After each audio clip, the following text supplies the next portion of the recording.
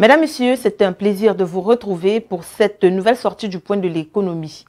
Ouvrons cette première édition du mois de novembre 2024 par l'information ayant trait au Cameroun qui est maintenu dans la liste grise du groupe d'action financière pour ce qui est de lutte contre le blanchiment de capitaux. La première plénière du groupe d'action financière GAFI, qui a rendu sa copie il y a quelques jours, indique que le Cameroun a encore des efforts à fournir pour ce qui est de la lutte contre le blanchiment des capitaux et le financement du terrorisme. Le maintien du pays dans cette liste présage que le Cameroun présente toujours des déficiences stratégiques dans son régime de lutte contre le blanchiment de capitaux, le financement du terrorisme et de la prolifération d'armes de destruction massive. Engagé politiquement depuis juin 2013, à travailler avec le GAFI et le groupe d'action contre le blanchiment d'argent en Afrique centrale en abrégé GABAC, le Cameroun doit renforcer l'efficacité de son régime de lutte contre ces fléaux. Selon le GAFI, le Cameroun devrait continuer à travailler à la mise en œuvre de son plan d'action pour remédier à cette défaillance stratégique. Soucieux d'alléger davantage le panier de la ménagère, le ministère gabonais de l'économie et des participations a publié il y a quelques jours la nouvelle mercuriale des prix des produits de grande consommation.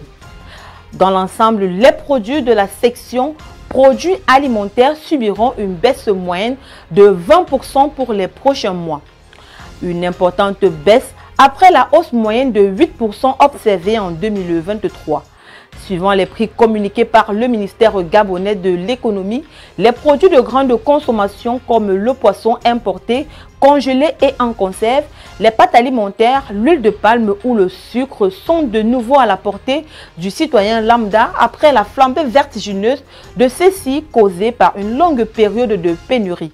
Les prix de ces produits passeront donc de 2500 à 1800 francs le kilogramme de poisson, de 400 à 310 francs pour les conserves, de 500 à 300 francs pour 500 grammes de pâte alimentaire, de 1300 à 1000 francs pour le litre d'huile de palme et de 1200 à 925 francs pour le kilogramme de sucre. Seul le riz et le lait affichent une hausse, respectivement de 5,5% et de 22,5%. Parlons à présent des vieilles relations bilatérales du Gabon et de la Turquie qui sont en passe d'évoluer. Le sujet était d'ailleurs au cœur de la séance de travail présidée le 30 octobre dernier à Ankara par Mehmet Fatih Kassi, le ministre turc de l'Industrie et de la Technologie, dédié à son homologue gabonais. Cette réunion était axée sur l'appropriation du modèle d'industrialisation de la Turquie par la partie gabonaise, ce qui a permis d'identifier 5 axes jugés prioritaires dans le cadre du renforcement de la coopération industrielle souhaitée par les deux parties. En vue de la construction de ce nouveau partenariat, Libreville et Ankara envisagent notamment de mutualiser leurs efforts dans les projets de mise en place au Gabon d'un laboratoire qualité et de création d'un premier parc technologique. La Turquie a également promis d'appuyer l'opérationnalisation de l'incubateur technologique de Libreville et de souscrire au transfert de technologies dans le but de permettre le développement des zones industrielles dans le pays. Le Gabon devrait enfin bénéficier de l'appui de la Banque de technologie des Nations Unies installée à Istanbul pour son laboratoire dédié à la formation des jeunes aux métiers techniques. 2,5 milliards de dollars américains, c'est le montant que pourrait mobiliser le gouvernement congolais à la suite de ses discussions avec le FMI sur le deuxième programme de la facilité élargie de crédit. À la suite des réunions annuelles du FMI et de la Banque mondiale, le ministre des Finances de la République démocratique du Congo, Doudou Efwamba Likunde Libukayai, a présidé le 31 octobre dernier une réunion pour redéfinir le narratif économique de la RDC en mettant en avant une approche axée sur le pragmatisme et des résultats concrets. L'objectif est de garantir un développement inclusif et améliorer la qualité de vie des Congolais. Cette manne financière sera orientée vers les projets essentiels tels que l'extension de la couverture de santé universelle, la prise en charge des nouveau-nés, la gratuité de l'enseignement secondaire, la construction d'infrastructures pour assurer la libre circulation des personnes et des biens, ainsi que l'utilisation des terres arables pour promouvoir une agriculture durable.